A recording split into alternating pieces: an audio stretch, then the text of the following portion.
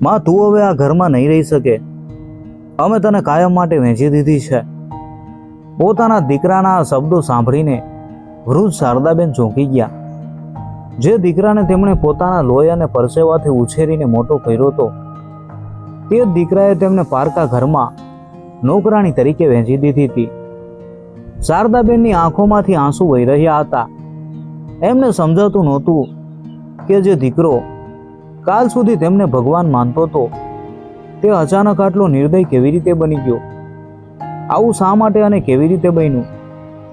દીકરાએ સગી જનેતા સાથે આવો વિશ્વાસઘાત કેમ કર્યો? આ સવાલોના જવાબ જાણવા માટે ચાલો આ હૃદયસ્પર્શી વાર્તાની શરૂઆતથી સફર કરીએ. એક સુંદર મજાનું ગામ હતું.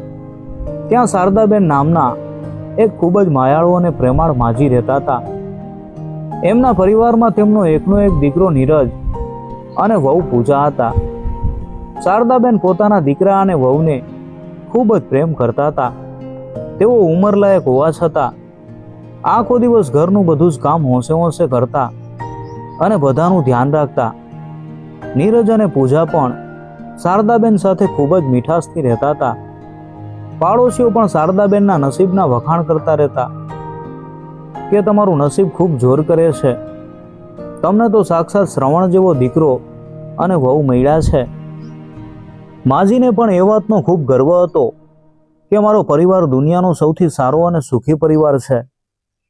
એક દિવસ સવારનો સમય હતો. અચાનક એમના દરવાજે કોઈના જોર જોરથી રડવાનો અવાજ આવ્યો. શારદાબેને ઉતાવળે જઈને દરવાજો ખોલ્યો તો સામે એમના પાડોશી શાંતિબેન ઊભા હતા. શાંતિબેન ધ્રુસકે રડી રહ્યા હતા. એમના વાળ વિખેરાયેલા હતા. એમણે આંસુ લૂછતા લૂછતા કહ્યું કે એમના દીકરા અને વહુએ તેમને ઘરમાંથી કાઢી મૂક્યા છે. આ સાંભળીને શારદાબેનનું હૃદય કંપી ઉઠ્યું. તેમણે શાંતિબેનને ગળે લગાવીને સાંત્વના આપી. પણ તે જ વખતે એમના મનમાં એક વિચાર આવ્યો કે હે ભગવાન, દુનિયા કેવી સ્વાર્થી થઈ ગઈ છે. પણ તારો લાખ લાખ આભાર કે મારો નીરજ આવો નથી. મારો દીકરો તો પોતાના જીવ કરતાં પણ વધારે મને પ્રેમ કરે છે. તે ક્યારેય મારી સાથે આવું ખરાબ વર્તન નહીં કરે. પરંતુ માજીને ક્યાં ખબર હતી કે બંધ દરવાજા પાછળ એમના પોતાના જ ઘરમાં એક ભયાનક કાવતરું રચાઈ ગયું હતું. રાતનો અંધકાર છવાઈ ગયો હતો. નીરજ અને પૂજા એમના ઓરડામાં એકદમ ધીમા અવાજે કોઈ ગંભીર વાત કરી ગયા હતા. પૂજાએ ચહેરા ઉપર ગુસ્સો લાવીને કહ્યું કે નીરજ, આપણે આખી જિંદગી શું તારી માની સેવા જ કર્યા કરશું? મારે પણ મારી યુવાની અને જિંદગી મોજથી જીવવી છે. આપણે કોઈ એવો રસ્તો કાઢીએ કે જેથી આપણને તેમના રોજની ઝંઝટમાંથી કાયમ માટે છુટકારો મળે અને ઉપરથી થોડા પૈસા પણ કમાઈ શકીએ. નીરજ પહેલાં તો થોડો ડરી ગયો અને હચકાયો. તેમને પોતાની જનેતા ઉપર થોડી દયા આવી, પણ પત્નીની જીદ અને પૈસાની લાલચ આગળ એનો પ્રેમ હારી ગયો. તેણે પોતાની સગી માને દગો આપવાનો નિર્ણય કરી લીધો. બીજા દિવસે સવાર પડી. નીરજ હસીને શારદાબેન પાસે આવ્યો. તેણે માના ખભા ઉપર હાથ મૂકીને એકદમ પ્રેમથી કહ્યું કે માં, મારે તારી એક મદદ જોઈએ છે. મારો એક ખાસ મિત્ર છે મનોજ. એની પત્ની અત્યારે ગર્ભવતી છે અને બીમાર પણ રહે છે. એને સાચવવાવાળું કોઈ નથી. જો તું થોડા દિવસ એમના ઘરે મુંબઈ જઈને એમને મદદ કરે તો તેમને મોટો ટેકો મળશે. શારદાબેન તો સ્વભાવે ખૂબ જ ભોળા અને દયાળુ હતા. કોઈની મદદ કરવાની વાત આવે એટલે તે ક્યારેય ના જ ન પાડી શકે. એમને દીકરાની આ વાતોમાં કોઈ શંકા ન ગઈ. તેમણે તરત જ ચહેરા ઉપર ખુશી લાવીને હા પાડી દીધી. પૂજાએ પણ ખુશ થવાનો ડોળ કરીને તરત જ ફટાફટ માજીનો સામાન બાંધી દીધો. માજી ખૂબ જ આનંદમાં હતા કે તેઓ કોઈ જરૂરિયાતમંદની મદદ કરવા જઈ રહ્યા છે. પણ તેમને એ વાતની સહેજ પણ જાણ નહોતી કે આ મદદ એમને જિંદગીની સૌથી મોટી મુસીબતમાં નાખવા જઈ રહી હતી. જે ટ્રેનમાં બેસીને તેઓ જઈ રહ્યા હતા તે ટ્રેન તેમને કોઈ મિત્રના ઘરે નહીં પણ એક ભયાનક નરકમાં લઈ જવાની હતી. મુંબઈની અજાણી દુનિયામાં શારદાબેન પહોંચ્યા. ટ્રેનમાંથી નીચે ઉતર્યા ત્યારે તેમનું હૃદય થોડું ગભરાઈ ગયું હતું. આટલા મોટા શહેરમાં તેઓ સાવ એકલા હતા. પણ ત્યાં પ્લેટફોર્મ ઉપર એક યુવાન માણસ એમની રાહ જોતો ઊભો હતો. તેણે આગળ વધીને ખૂબ જ આદરથી બે હાથ જોડીને કહ્યું કે નમસ્તે માજી, મારું નામ મનોજ છે. હું નીરજનો મિત્ર છું. લાવો તમારો સામાન મને આપી દો. મનોજના મોઢે માજી શબ્દ સાંભળીને શારદાબેનની બધી જ ગભરામણ દૂર થઈ ગઈ. એમને લાગ્યું કે આ તો કેટલો સંસ્કારી છોકરો છે, બિલકુલ મારા નીરજ જેવો જ. મનોજ તેમને પોતાના ઘરે લઈ ગયો. ત્યાં તેણે પોતાની ગર્ભવતી પત્ની નિશા સાથે એમની ઓળખાણ કરાવી. નિશાએ પણ પલંગ ઉપર સૂતા સૂતા ખૂબ જ મીઠાશથી વાત કરી અને કહ્યું, સારું થયું માજી તમે આવી ગયા. હવે મને થોડી રાહત મળશે. મારી તબિયત સારી નથી રહેતી. મનોજે માજીને નીચેનો એક નાનો ઓરડો રહેવા માટે આપ્યો. શારદાબેનનું દયાળુ હૃદય આ બધું જોઈને પીગળી ગયું. એમને થયું કે બિચારા બાળકો કેટલા તકલીફમાં છે.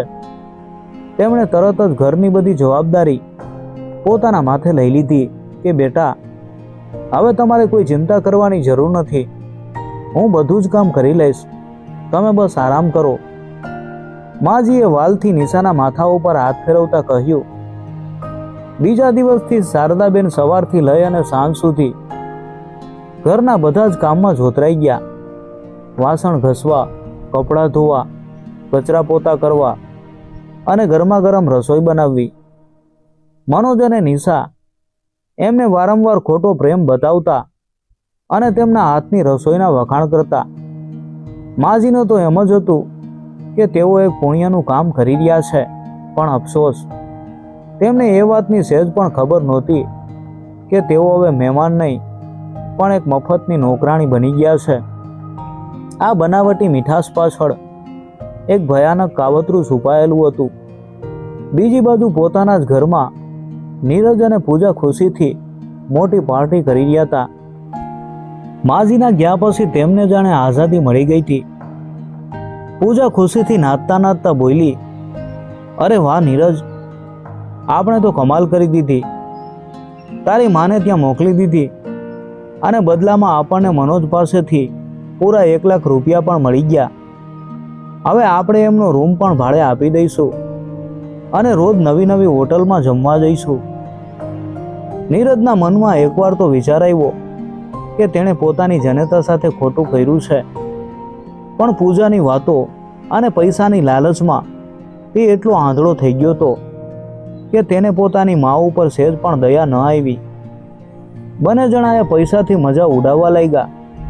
જે પૈસા માટે તેમણે પોતાની માનો સોદો કર્યો હતો. અહીં મુંબઈમાં શારદાબેન આખો દિવસ કાળી મજૂરી કરીને થાકી જતા, પણ એમના હોઠ ઉપરથી નીરજનું નામ નહોતું જતું. એક દિવસ રસોઈ બનાવતા બનાવતા એમને પોતાના દીકરાની ખૂબ જ યાદ આવી. એમની આંખોમાં આંસુ આવી ગયા. તેમણે મનોજ પાસે જઈને ફોન માંગ્યો અને ધીમા અવાજે કહ્યું કે બેટા, મારે મારા નીરજ સાથે વાત કરવી છે. ઘણા દિવસ થઈ ગયા એનો અવાજ નથી સાંભળ્યો. મારો જીવ બળે છે. આ સાંભળીને મનોજ અને નિશાના ચહેરા ઉપરનો રંગ ઉડી ગયો. શારદાબેને જેવો નીરજ સાથે વાત કરવા માટે ફોન માંગ્યો કે તરત જ મનોજનો ચહેરો ગુસ્સાથી લાલઘૂમ થઈ ગયો. તેણે એકદમ કઠોર અવાજમાં કહ્યું કે માજી, તમારો દીકરો અત્યારે કામમાં વ્યસ્ત છે, એ તમારી સાથે વાત નહીં કરી શકે. આટલું કહીને તેણે શારદાબેનના હાથમાંથી ફોન ઝૂંટવી લીધો. એટલું જ નહીં, તેણે માજીનું અપમાન કરતા કહ્યું કે જુઓ, તમારા લોટવાળા હાથથી મારો આખો ફોન બગાડી નાખ્યો. હવેથી મને પૂછ્યા વગર મારા ફોનને ક્યારેય અડતા નહીં. આ કડવા શબ્દો સાંભળીને શારદાબેન સ્તબ્ધ થઈ ગયા. જે ઘરમાં તે દિવસ રાત કાળી મજૂરી કરી રહ્યા હતા, ત્યાં આવું અપમાન! એમની આંખોમાંથી આંસુ પડવા લાગ્યા. નિશાએ તરત જ વાત સંભાળવાનો ખોટો ડોળ કર્યો અને બોલી કે માજી, તમે મનમાં ખોટું ના લગાડતા. મનોજને કોઈ પોતાનો ફોન અડે એ જરાય ગમતું નથી. એની આદત જ પહેલેથી ખરાબ છે. શારદાબેન આંસુ લૂછીને ફરીથી ચૂપચાપ પોતાના કામમાં લાગી ગયા. પણ એમના મનમાં એક ઉદાસી છવાઈ ગઈ હતી. પોતાના લાડકવાયા દીકરાનો એક અવાજ સાંભળવા માટે એમનો જીવ તડફડી રહ્યો હતો. ધીમે ધીમે ઘણા દિવસો વીતી ગયા. હવે તો મનોજ અને નિશા એમની સાથે સાવ નોકરાણી જેવો જ વર્તાવ કરવા લાગ્યા હતા. એમને ઘરની બહાર પણ નીકળવા દેતા નહોતા. તે ઘર શારદાબેન માટે હવે એક કેદખાનું બની ગયું હતું. એક દિવસ બપોરે કંટાળીને માજીએ નિશાને વિનંતી કરી કે બેટા, મેં બધું જ કામ પતાવી દીધું છે. ઘણા દિવસો થઈ ગયા. હું કાલે એક દિવસ માટે મારા ઘરે જઈને આવું છું. મારા નીરજને જોયા વગર મને હવે બિલકુલ ચેન નથી પડતું. ઘરે જવાની વાત સાંભળતા જ નિશા તો સાવ ડરી ગઈ. તેણે બૂમ પાડીને તરત જ મનોજને બોલાવ્યો. મનોજે દોડીને આવીને ખોટું બહાનું કાઢ્યું. અરે માજી, તમે અત્યારે કેવી રીતે જઈ શકો? નિશાની ડિલિવરીનો સમય એકદમ નજીક છે. જો રાત્રે અચાનક દવાખાને જવું પડે તો હું એકલો શું કરીશ? તમારું અહીં રોકાવું ખૂબ જ જરૂરી છે. માજી નિરાશ થઈને પોતાના ઓરડામાં પાછા ફર્યા. પણ હવે એમના મનમાં શંકાનો કીડો સળવડી રહ્યો હતો. એમને લાગ્યું કે જરૂર કોઈ ગડબડ છે. રાતનો સમય હતો. માજીને ઊંઘ નહોતી આવતી. તેમણે નક્કી કર્યું કે હું આજે તો મનોજને ચોખ્ખું કહી દઈશ કે મારે કાલે ઘરે જવું જ છે. આ વિચાર સાથે તેઓ ધીમા પગલે મનોજના ઓરડા તરફ ગયા. ઓરડાનો દરવાજો થોડો ખુલ્લો હતો. અંદરથી મનોજ અને નિશાનો અવાજ આવી રહ્યો હતો. બંને કોઈ વાત ઉપર જોર જોરથી ઝઘડો કરી રહ્યા હતા. શારદાબેન દરવાજા પાસે ઊભા રહી ગયા અને અંદરની વાતો સાંભળવા લાગ્યા. નિશા ખૂબ ગુસ્સામાં બોલી રહી હતી. એ નીરજ હવે વધારે પૈસા કેમ માગે છે? આપણે તેને તેની માના બદલામાં પૂરા 1 લાખ રૂપિયા તો આપી દીધા છે. હવે 1 રૂપિયો પણ વધારે નહીં મળે. મનોજે પણ ચીડાઈને કહ્યું, મને શું ખબર, પણ આપણે કંઈ કરી શકીએ એમ નથી. આપણે કોઈને કહી પણ ન શકીએ કે આપણે શારદામાજીને ગેરકાયદેસર રીતે ખરીદ્યા છે. કેવી હલકી કક્ષાનો માણસ છે એ નીરજ, જેણે પોતાની સગી જનેતાને જ વેચી દીધી. આ શબ્દો કાને પડતા જ શારદાબેનના પગ નીચેથી જમીન સરકી ગઈ. એના માથા ઉપર જાણે આપ તૂટી પડ્યું. જે દીકરા માટે તેઓ રાત દિવસ તડપી રહ્યા હતા તેણે તેમને પૈસા માટે વેચી દીધા હતા. માના હૃદયમાં એક ઊંડો ઘા પડ્યો અને તેઓ ધ્રુજતા પગે પોતાના ઓરડામાં પાછા ફર્યા. આખી રાત તેઓ ઓશિકા ઉપર માથું મૂકીને દુષ્કા ભરતા રહ્યા. એમને સમજાતું નહોતું કે એમના ઉછેરમાં એવી તે કઈ ખામી રહી ગઈ હતી કે એમનો દીકરો આવો પાપી પાક્યો. બીજી સવારે 7 વાગ્યાનો સમય હતો. મનોજ જોર જોરથી શારદાબેનના ઓરડાનો દરવાજો ખખડાવી રહ્યો હતો કે માજી, જલ્દી ઉઠો. શારદાબેને ઉતાવળે દરવાજો ખોલ્યો. બહારનો નજારો જોઈને તેઓ ડરી ગયા. નિશા જમીન ઉપર બેસીને પીડાથી બૂમો પાડી રહી હતી. એને અચાનક પ્રસૂતિની પીડા શરૂ થઈ ગઈ હતી. મનોજ ખૂબ જ ગભરાયેલો હતો. તેણે ઉતાવળમાં કહ્યું કે માજી, તમે ઘરનું ધ્યાન રાખજો. હું નિશાને લઈને તાત્કાલિક દવાખાને જાઉં છું. આટલું કહીને તે નિશાને રિક્ષામાં બેસાડીને તરત જ દવાખાને જવા નીકળી ગયો. હવે એ ઘરમાં શારદાબેન સાવ એકલા પડી ગયા હતા. ગઈકાલ રાતના આંસુ હજુ એમના ચહેરા ઉપરથી સુકાયા નહોતા. પણ આશ્ચર્યની વાત એ હતી કે આજે એમના મનમાં કોઈ દુઃખ કે ગભરામણ નહોતી. તેઓ એકદમ શાંત અને અવાક હતા.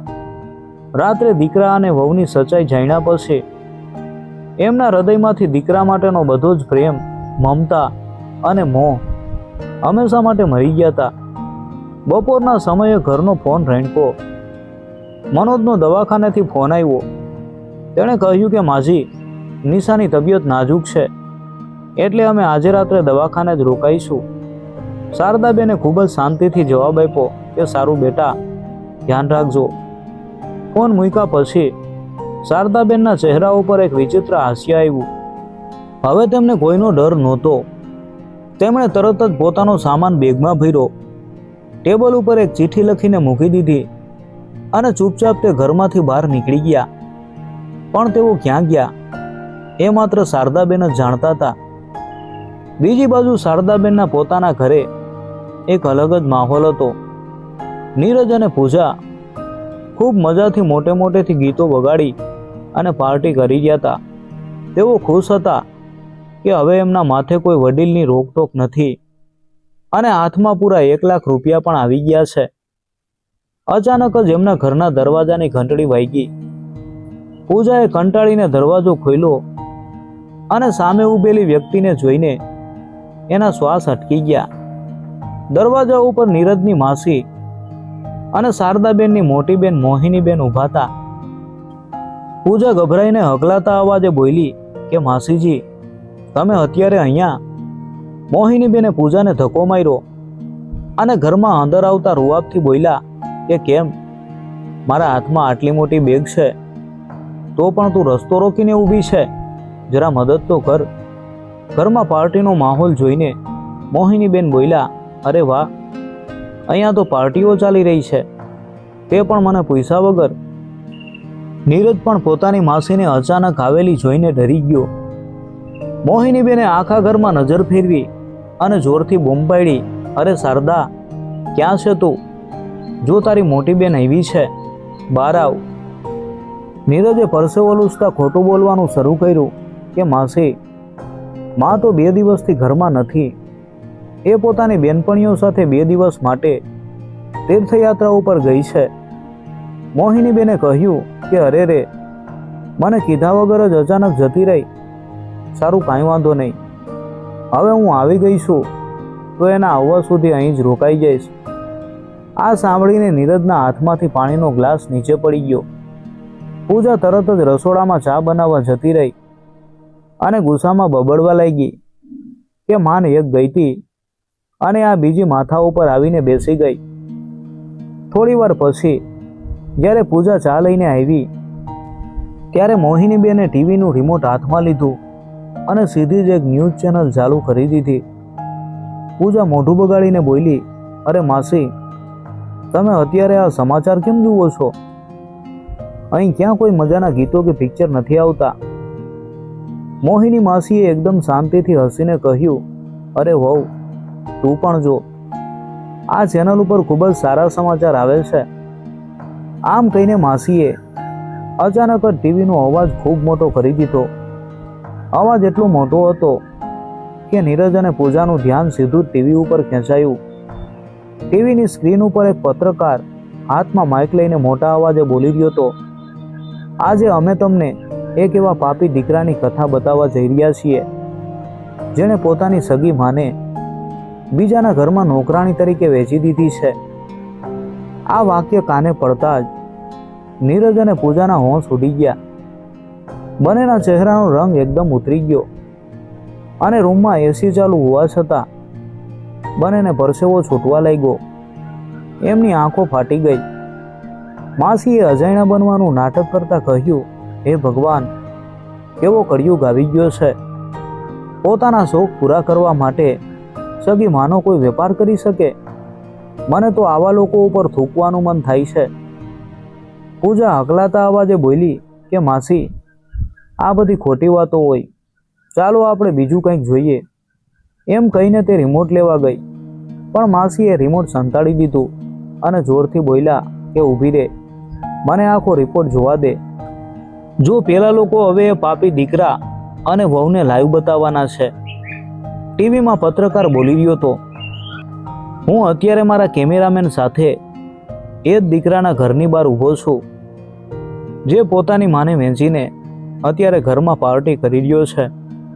આ દ્રશ્ય જોઈને માસીએ મોટેથી કહ્યું, અરે નીરજ, આ રસ્તો અને આ શેરી તો બિલકુલ આપણા ઘર જેવી જ લાગે છે. નીરજ અને પૂજાના પગ નીચેથી હવે જમીન સરકી ગઈ.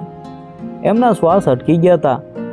બરાબર એ જ વખતે એમના ઘરના દરવાજા ઉપર કોઈએ જોર જોરથી ધક્કા મારવાનું ચાલુ કર્યું.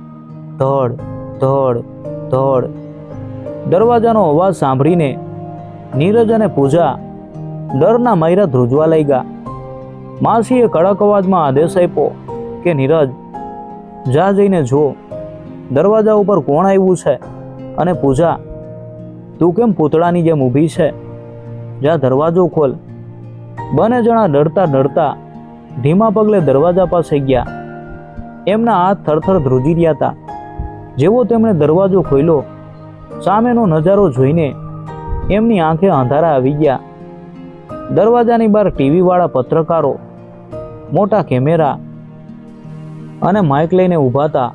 એટલું જ નહીં, આજુબાજુના તમામ પાડોશીઓ અને આખું ગામ ત્યાં ભેગું થઈ ગયું હતું.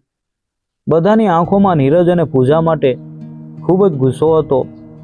પત્રકારે સીધું જ માઇક નીરજના મોઢા પાસે રાખીને પૂછ્યું, શું તમે જે દીકરા અને વહુ છો, જેણે પોતાની માનો પૈસા માટે સોદો કર્યો, તમને જરાય શરમ ન આવી? પૂજા ગભરાઈને જોર જોરથી બૂમો પાડવા લાગી, અમે કાંઈ નથી કર્યું, આ બધું જૂઠું છે, તમે અમારા ઘરની બહારથી જતા રહ્યો, નહીંતર અમે પોલીસને બોલાવીશું. નીરજ પણ પત્રકારોને ધક્કા મારવા લાગ્યો. ત્યારે જ પાછળથી મોહિની માસી એકદમ ગુસ્સામાં બહાર આવ્યા અને તેમણે ખેંચીને એક જોરદાર લાફો નીરજના ગાલ ઉપર અને બીજો લાફો પૂજાના ગાલ ઉપર મારી દીધો. ચૂપ થઈ જાઓ બંને પાપીઓ, હવે તમારું પાપ આખી દુનિયા સામે આવી ગયું છે. હવે ખોટું બોલવાનો કોઈ ફાયદો નથી. નીરજ અને પૂજા માર ખાધા પછી ગભરાઈને ઝડપથી ઘરનો દરવાજો અંદરથી બંધ કરવા લાગ્યા.